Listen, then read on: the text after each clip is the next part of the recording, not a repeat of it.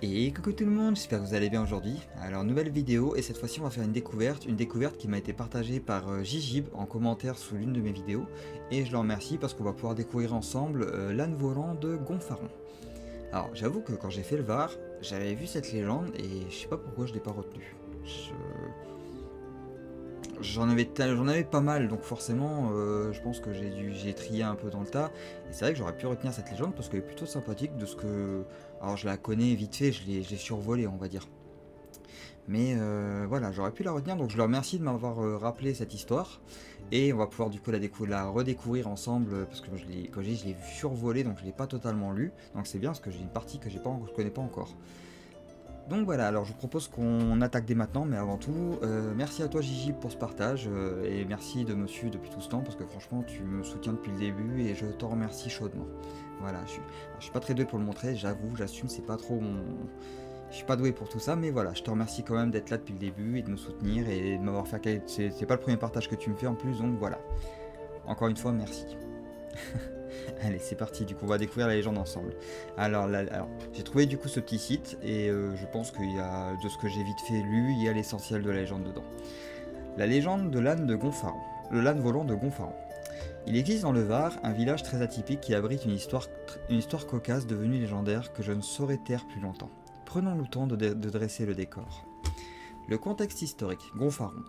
Un peu d'histoire, allez. Nous voilà donc au XVIIe siècle dans un village de quelques centaines d'âmes, bâti sur les flancs d'une petite colline qui se nomme Gonfaron. Au sommet de la colline trône fièrement une vieille chapelle datée de 1634. Elle fut construite sur les ruines d'une ancienne chapelle du 6e siècle, détruite pendant les guerres des religions. Alors, les guerres de religion, il y a eu beaucoup de chapelles, d'églises et de petits lieux de culte totalement dévastés. Il faut le savoir, on a vu ça dans quelques légendes où en fait... les bâtiments étaient reconstruits ensuite, mais ils avaient été dévastés avant, quoi. Notamment, je crois, on avait l'église de Jourdan, si je dis pas de bêtises, qui avait déjà pas mal souffert avant de différentes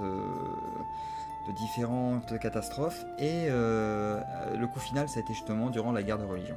Ou peut-être durant la Révolution, j'ai un doute. Je sais plus. Ah, dire que je vois tellement de légendes par jour que forcément j'ai tendance à pas retenir tous les détails, j'avoue. Enfin bref, on reprend. La première fut élevée en l'honneur de Saint-Quinis, j'espère que je le dis bien, évêque de Vaison-la-Romaine, mort en 578 ou 579. Et la deuxième lui resta dédiée. Pour leur saint patron Quinis, les villageois avaient l'habitude, ou Quini, je vais dire Quinis, c'est prononcer le S dans le doute. Les villageois avaient l'habitude de faire une procession vers la chapelle au mois d'avril. Le culte des saints était encore très ancré dans les campagnes au XVIIe siècle. Voir article. Ça, je vous laisserai aller voir si vous voulez, il y aura lien en description. Pour que cette procession soit la plus réussie possible, ordre était donné aux villageois de nettoyer devant leurs portes pour le passage du cortège. En effet, ce cortège composé d'une foule immense avec à sa tête la statue de Saint Quinis, empruntait les rues et ruelles du village et ne pouvait souffrir d'un itinéraire aventureux ou sale. Voilà pour le décor. Passons maintenant à l'histoire. On en connaît plusieurs versions, mais celle qui suit est la plus répandue. La légende de l'âne volant. Un jour de l'an 1645, alors que les préparatifs de la procession battaient leur plein, un gonfaronnais refusa de nettoyer devant sa porte et répliqua aux villageois comme pour se justifier « Si Sakinis trouve le passage trop sale, il n'aura qu'à voler par-dessus ». On ignore encore aujourd'hui pourquoi cet homme refusa l'obligation qui lui incombait normalement. Les agents de la municipalité firent donc procéder au nettoyage et la procession se déroula sans encombre. Pourtant l'incident est resté dans les mémoires car l'histoire du réfractaire ne s'arrête pas là. Quelque temps plus tard, revenant de la campagne sur le dos d'un âne, il entreprit de descendre la montagne Carnote, au nord de Gonfaron, en direction du village. Grand mal lui en prit. L'âne, peut-être agacé par le taon, ou simplement déséquilibré par un faux pas, accéléra soudainement sa course tranquille et sortit du sentier. L'animal aurait alors volé au-dessus du ravin en contrebas, jetant au sol son cavalier qui, lui, serait tombé dans le ravin. Oh le pauvre. Ah bah, après... On appelle ça le karma, quoi.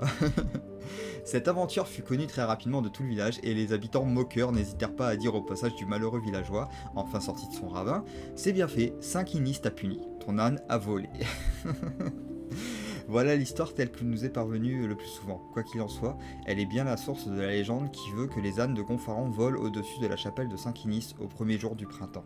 Un conseil, regardez bien en l'air si vous passez par là, vous pourriez être surpris. Alors, je laisse des habitants du coin, si jamais ils passent par la vidéo, me dire si c'est vrai ou pas. parce que moi s'il y a des ânes volants, je serais curieux d'aller voir ça personnellement. Mais quoi qu'il en soit, voilà pour la légende, qui est somme assez marrante. En fait, c'est toujours, ça reste du classique quand même. On se dit bon bah voilà, c'est la personne n'a pas voulu respecter, respecter, en disant la politesse, on va dire la politesse pour donner un terme assez proche, n'a pas voulu respecter la politesse et du coup bah le karma s'est chargé de lui derrière et l'a puni. Donc ouais, j'aime bien cette petite légende, elle est plutôt cool en vrai. Alors je pense que je l'ai peut-être pas retenue parce qu'il n'y avait pas assez de matière pour en faire une vidéo complète. C'est vrai que là, quand on regarde, le texte est assez court.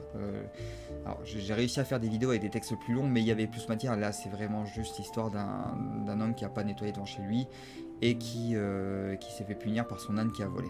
Donc je pense que c'est principalement pour ça que je l'avais pas retenu, parce que je l'ai lu vite fait, la légende, et je crois que j'avais vu la taille du texte, et j'ai dit ouais, ça va être trop court pour ma vidéo, je verrai plus tard. Peut-être, je crois que je l'avais envisagé pour un hors-piste plus tard. Enfin, quoi qu'il en soit, voilà pour la légende, je pense qu'on en a fait le tour. J'espère que cette vidéo vous a plu, que vous avez passé un bon moment. Moi personnellement, oui, toujours. J'aime bien partager l'histoire avec vous, et j'aime bien quand vous les partagez. Sincèrement, ça, bah déjà ça me donne du contenu à faire, puis bah, j'apprécie interagir avec vous aussi, donc forcément, moi ça me fait toujours plaisir. Donc si vous voulez, vous qui regardez cette vidéo, si vous souhaitez aussi partager des histoires proches de chez vous, ou pas forcément proches de chez vous, mais n'importe quel type d'histoire, si vous trouvez ça sur internet, même moi, franchement, ça me va, n'hésitez pas à me les partager, il y a des liens en description, vous pouvez le faire aussi en commentaire si vous le souhaitez. Moi, ça sera un plaisir ensuite pour moi de la refaire en vidéo par la suite dans une découverte, et de vous créditer au passage parce que bah, je ne m'attribuerai pas le mérite de la découverte personnellement. Quoi qu'il en soit, voilà, n'hésitez pas, les liens s'affichent à l'écran, donc si vous avez envie de participer aussi, vous pouvez, il n'y a aucun souci, ce sera avec plaisir pour moi de récupérer ce que vous aurez à me raconter et de le refaire en vidéo par la suite et de le découvrir en vidéo. Bah parce que c'est pas moi qui... je découvre... En fait, le principe de ces vidéos, c'est que vous me partagez les légendes et moi, je les découvre en direct durant la vidéo. Voilà, c'est un peu le principe. Donc, je ne connais pas la légende avant de la lire. C'est un petit thème que j'ai voulu me poser comme ça me permet de découvrir avec vous en même temps.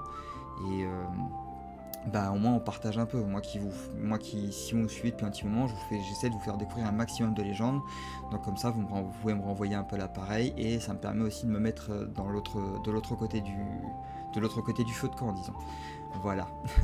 Allez, je vous souhaite du coup une bonne fin de journée et je vous retrouve demain pour la suite de notre petit let's play quotidien. Pas un quotidien. Ouais, bref, tous les 2 jours quoi.